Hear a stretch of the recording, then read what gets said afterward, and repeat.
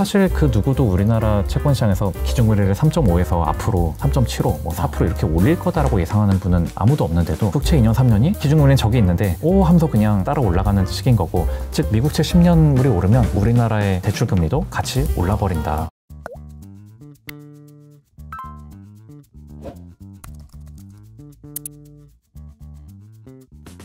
뭐 공급 말씀을 좀 드렸고 이제 그냥 금리 위주로 이제 좀 설명을 드리면요. 2014년 이후에 긴 상승장 중에서 잠시 침체했었던 기간이 2018년 하반기부터 2019년 상반기였습니다. 네. 그때가 이제 기준금리를 1.25에서 1.75까지 두 차례 올렸었던 기간이고요. 네. 저 시기 이제 음영친 부분인데, 서울에 사람들이 선호하는 아파트 단지에 거래 자체가 없거나 아니면 급매 위주로 더 낮은 가격에 집값이 하락을 했었던, 실거래가가 하락했었던 그런 기간입니다. 이 그림 되게 재밌네요. 점이 이게 얼마나 밀집해 있는지가 네. 좀 특이한 점이고, 하락하는 구간에서는 거래를 안 하는구나. 그렇죠. 거래가 안 하거나 이제 종종 몇 안 되는 금매가 이제 체결이 금매만 있는 거죠. 그렇게 되는 거죠.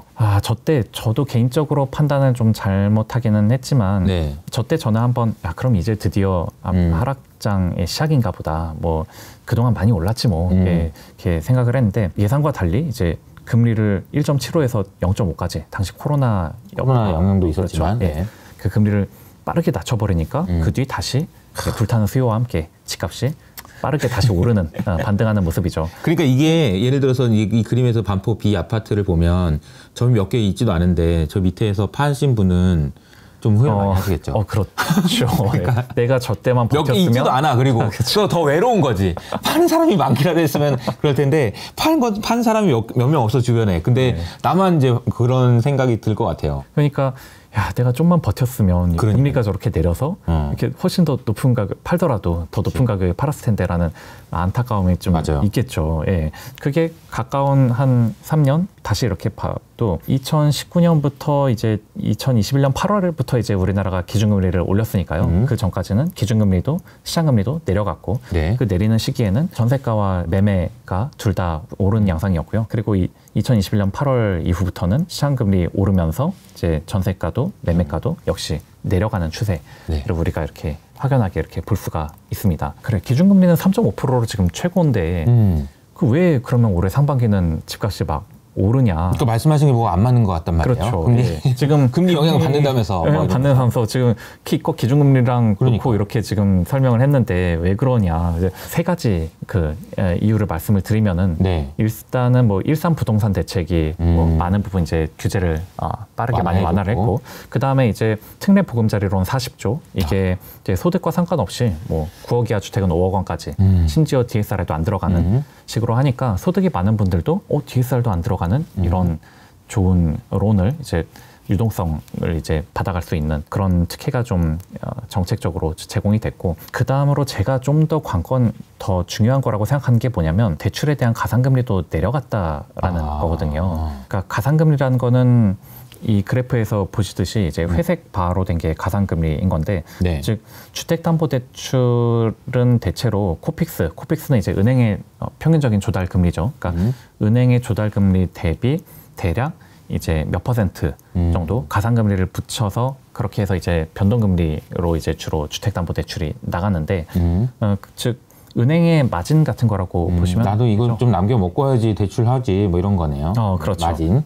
근데 그 가산금리가 이제 우측 이렇게 숫자로 보시다시피 주로 코픽스보다 한 2%포인트 정도는 더 높았었는데, 최근에는 0.5% 수준으로까지 굉장히 가산금리가 빠르게 내려왔습니다. 그러니까 사실 코픽스 자체도 작년 가을에 한 4.5% 가까이 갔었다가 올 상반기는 3.5%까지 빠르게 내려왔거든요. 그러니까 시장금리도 내려왔는데 심지어 저 가산금리까지 저렇게 많이 내리니까 사람들이 체감하는 대출금리가 작년 하반기에 비해 올해 상반기 굉장히 빠르게 내렸다. 여기 왼쪽 표에 보시는 것처럼 T라고 써 있는 기간이 이제 작년 가을이라고 치면 시장금리에다가 가산금리 그대로 받아서 한 6% 이제 주담대 받으려면 6% 정도는 됐어 했는데, 그런데 올 상반기는 시장금리 내려가고 가산금리는 더 많이 내려가서 작년 가을보다 주택담보대출 금리 자체가 너무 많이 낮아진, 너무 빠르게 많이 낮아진 거죠. 가상금리라는 건 아까 말씀하신 대로 이제 은행의 이제 마진인데 네. 은행도 먹고 살려면은 대출 금리 많이 해가지고 돈도 많이 벌어야 될 텐데 왜 이렇게 했을까요? 이제 부동산 경착륙을 막기 위해서 이제 언론에도 나온 얘기들이니까 네. 이제 정부에서 결국은 좀 은행들에게 부탁을 한 거죠. 네. 부탁을 했고 은행들은 거기에 협응을 이제 하는 거고, 즉 이제 대부분 가게가 변동금리로 이제 주택담보대출을 받는데 네. 부동산 경착륙은 막아야 되고 또 가게는 그 금리가 너무 올라서 힘들고 그래도 은행 너네는 먹고 살만하지 그렇지, 않냐, 튼튼하잖아. 그러니까 잠시 좀 희생을 해라, 뭐 네. 이런 거고요. 라고 이제 그 전화를 하셨는지 뭘 하셨는지 잘 모르겠지만 이게 이제 좀 점잖게 얘기하신 거고, 좀 더 제가 매운맛으로 말씀을 드려보면 이런 걸 겁니다. 그러니까 정부 입장에서는, 정부도 그렇고 이제 뭐 하는도 그렇고, 지금 이제 금리는 높여놨는데 이것 때문에 부동산이 경착륙을 해버리면은 너무나도 큰 피해가 우리나라 국가 경제에 미치는 영향이 너무 크다 보니 안 되겠다. 은행에 야, 니네라도 금리를 낮춰라. 니네가 마진을 희생해서라도 부동산 수요를 좀 살려놓지 않으면 이거 경착륙돼서 이제 큰일 난다라는 위기의식 때문에 아마도 좀 이런 영향을 이제 간접적으로 많이 주셨을 걸로 추정되는 그림입니다. 왜냐하면 가상금리가 이렇게 갑자기 낮아질 이유가 없잖아요. 왜 은행 입장에서도 돈 벌어야 되는데 그럴 리가 없잖아요. 그래서 저는 이 그 설명하신 내용들을 보면서 이런 생각이 좀 드는 게, 사실 그 이해는 돼요. 정부 입장에서 부동산 경착륙을 막아야겠다 이런 마음은 이해가 되고, 그러니 은행에게 그런 약간의 희생, 뭐 자본주의 시대에 이런 게 가능한지 모르겠지만 희생 뭐 이런 것도 강요하고 이해는 됩니다.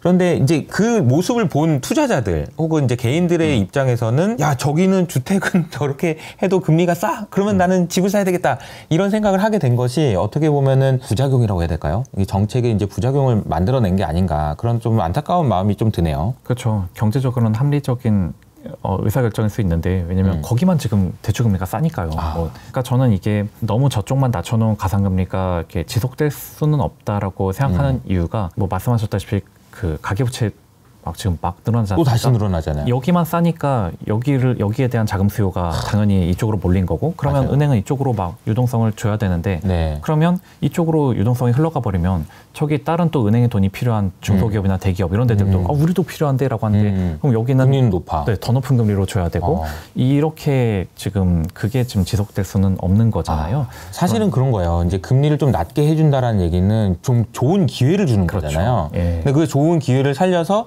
그 돈으로 뭔가 생산성을 혁신한다든지 아니면 뭐 AI든 뭐든 기술을 개발한다든지 이런 식으로 해야 우리나라가 발전하는데 도움이 될 텐데, 금리를 낮게 하는 데가 집 사는데 이렇게 해버리니까 이게 좀 약간 걱정스러운 부분이 없지 않아요. 그러니까요. 지금은 글로벌이 다 긴축을 하고 있는 시기다 보니까 어느 한쪽으로 돈이 가버리면 다른 쪽이 못 가는 피해를 받는 뭐 그런 상황이다 보니, 너무 이쪽만 지금 가상금리를 낮추는 게 지속되기는 어려울 거다. 그런 관점으로 시계열별로 보시면은 지금은 뭐 T+1인데 아마도 많은 분들이 예상한 거는 이제 T+2처럼 가는 걸 예요. 그러니까 즉 시장금리는 낮아지고 가상금리는 다시 정상화됨으로써, 그래서 T+1과 T+2의 금리가, 대출금리가 비슷하게 유지함으로써 부동산에 대한 수요가 연착륙으로 이렇게 흐르도록 그렇게 평탄화되도록 하는 뭐 그런 거겠죠. 그런데 지금 벌어지는 일은 지금 저 시나리오와는 좀 달리 T+2가 지금 시장금리가 오히려 오르는 쪽으로 가고 있고,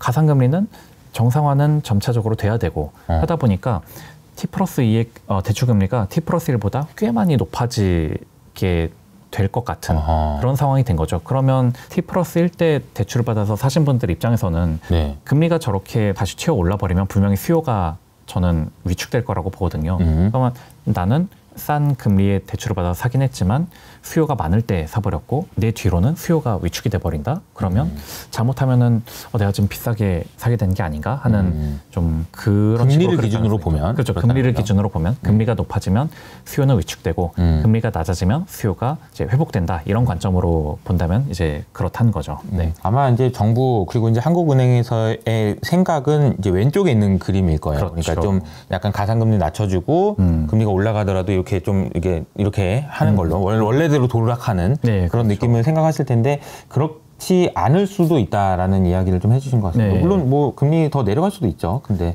어쨌든 그런 상황이고요. 근데 저는 그래서 지금 막 대출을 많이 받아가지고 이렇게 집을 사고 있는 그런 개인들의 수요에 에는 당연히 이제 지금이 금리가 가장 높을 때고 앞으로 금리는 낮아질 일만 남았다. 그것도 빠른 시일 내에 빠르게 낮아질 거다라는 그런 베팅이 좀 들어있다고 생각이 드는 게 앞서서 이제 2018, 19년 때 금리 조금 올랐을 때 힘들다고 파신 분들이 그 뒤로 금리 낮아졌을 때 올라가는 그거에 대한 학습 효과가 있다고 말씀드렸잖아요. 그러니 앞으로 금리 내려갈 일만 남아서 그러면 지금 사야지 막 약간 그런 심기가 있을 거라고 생각이 들고 애니멀 스피릿이죠. 네. 그렇죠.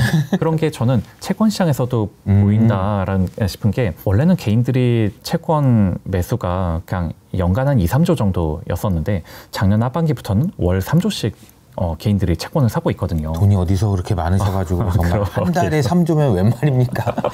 한 달에 국채 3조라니. 근데 3조를 지금 매해 다 사고 계시네요. 네. 근데 3조씩 막 사시는데 그것도 국채 30년물 엄청난 초장기채를 사고 있단 말이죠. 네. 근데 저거를 두고 뭐 개인이 어리석다 이렇게 하긴 뭐한 게 기관도 저렇게 전망을 했으니까요. 지금 이렇게 3%가 넘는 금리에서는 뭐 무서울 게 어딨냐. 그렇죠. 예. 금리는 내려갈 일만 남았다. 그럼 금리가 내려갔을 때 가장 이익을 많이 볼 수 있는 거는 장기가 긴 채권을 사는 것이다. 그래서 보시면 올해 4월에 이제 제일 개인들의 채권 순매수가 많았고 4.6조나 사셨는데 저때 30년물의 금리가 3.2%였었는데 지금은 한 3.8% 넘고 있는 그런 상황입니다. 아마도 당시 당연히 금리는 저 때보다 더 내려갈 거라고 생각하면서 사셨겠지만 반대로 금리가 꽤 올랐죠. 많이 오른 상황이죠. 근데 이게 이제 사실 감이 안 오실 것 같아서 제가 좀 부연 설명드리면 4월 달에 사신 저 4.6조 원이라는 돈이 채권으로 그것도 이제 만약에 30년으로 들어갔다 치면 계산을 간단하게 하기 위해서 4월에는 3%였고 지금 8월이 되면서 이제 4%로 바뀌었다고 칩시다. 4월에 3%의 금리로 30년물 국채를 사신 분은 그 종이에 이렇게 써 있는 거거든요. 30년 동안 3%씩 드릴게요 라고 써 있는 종이에요. 근데 이 종이 쪽지가 갑자기 8월이 되면서 금리가 4%가 되면서 이게 되게 보잘것없어 보이는 거죠. 왜냐하면 지금 30년 동안 3%밖에 못 받는 그런 종이가 돼버리는 거예요. 만약에 금리가 2%로 낮아졌으면 되게 부러워하면서 이게 가격이 올라갔겠지만 근데 그 폭이 지금 1%의 차이가 났다라고 치면은 이게 30년이니까 단순히 계산해도 30%예요. 그러니까 이게 장기 동안에 유지된다는 게 너무너무나도 위험하다라는 거 이게 아셔야 되는 부분이긴 합니다. 물론 일부 분들께서는 이제 난 정말로 30년 들고 가서 30년 동안 난 3% 충분해 뭐 만족스러워 이렇게 하신 분도 지금은 지금 사면 30년간 4%를 준다라고 그걸 비교하면 너무 배가 아프죠. 그런 상황이 된 거죠.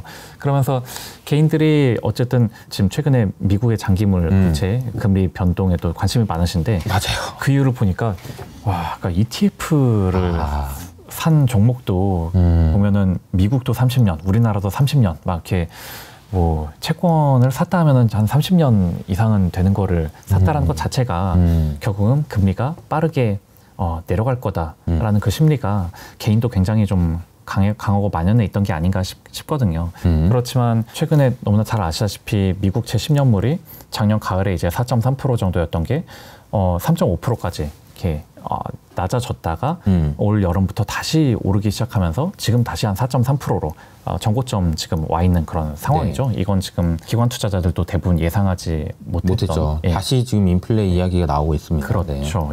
그러면서 지금 다시 올라가 버렸으니까요. 그러니까 미국채 10년물이 저렇게 금리가 올라 버리면은 글로벌 다른 선진국들도 지금 보시다시피 그냥 다 같이 따라서 미국채 따라서 지금 움직이고 있는 그런 상황이고요. 결국은 미국채 10년물이야말로 이제 시장금리의 근간이라고 할 정도로 전 세계 글로벌 기관 투자자들이 막 치고받고 하면서 가격이 형성되는 거다 보니까 다른 나라들은 그냥 저 가격을 레퍼런스로 삼아서 그냥 따라 움직이는 약간 그런 식이죠. 마치 우리나라 국채 10년물은 뭐 나홀로 아파트라면 저기 미국 국채 10년은 뭐 대단지 아파트라서 저기 실거래가 보면서 내 거도 가격이 이렇게구나 이런 식으로 이제 반영을 하는 모습이라고 볼 수 있겠고 그게 이제 우리한테 주는 그런 함의 중에 또 다른 하나가 미국은 뭐 이제 모기지가 워낙 발달했으니까 이게 장기 금리가 결국 어떤 주택 수요와 연관이 깊다라고들 얘기하는데 우리나라는 아까 말씀드렸듯이 주로 코픽스 플러스 몇 프로 이런 식으로 단기 금리에 많이 연동이 돼 있거든요. 우리 가계가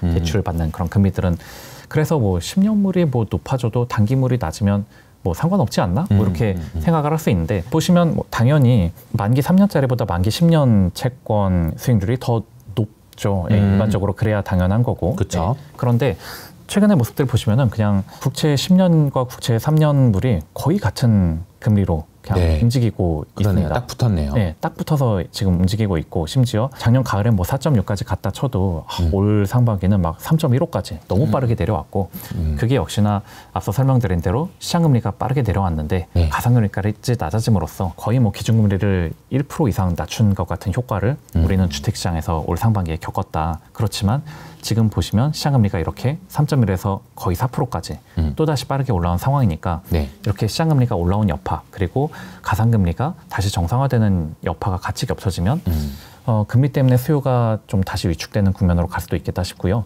그리고 저렇게 10년물과 3년물에 붙은 것 자체는 사실 단기물은 미국 같은 경우는 그냥 기준금리에 연동해서 움직이고 장기는 뭐 이제 완전히 다른 이제 기관의 수급으로 이렇게 움직이는데, 우리나라는 그럼 기준금리가 3.5%니까 단기금리는 3.5%에 가깝게 가야 되는데 그냥 상관없이 우리는 야, 국채 10년이 4%죠? 그럼 국채 10년 사야지 하면서 일로 가버리면 그냥 3년, 2년도 오 하면서 그냥 덩달아서 그냥 4%까지 딸려 올라가 버린. 사실 그 누구도 우리나라 채권시장에서 기준금리를 3.5에서 앞으로 3.75, 뭐 4% 이렇게 올릴 거다라고 예상하는 분은 아무도 없는데도, 그러니까요. 국채 2년, 3년이 오 하면서 그냥 기준금리는 저기 있는데 나도 같이 따라 올라가는 지금 시기인 거고, 즉 미국채 10년물이 오르면 우리나라의 단기물과 연동된 대출금리도 같이 올라버린다. 특이하네요. 우리나라는. 지금 그런 식으로 여파를 미치고 있는 거죠.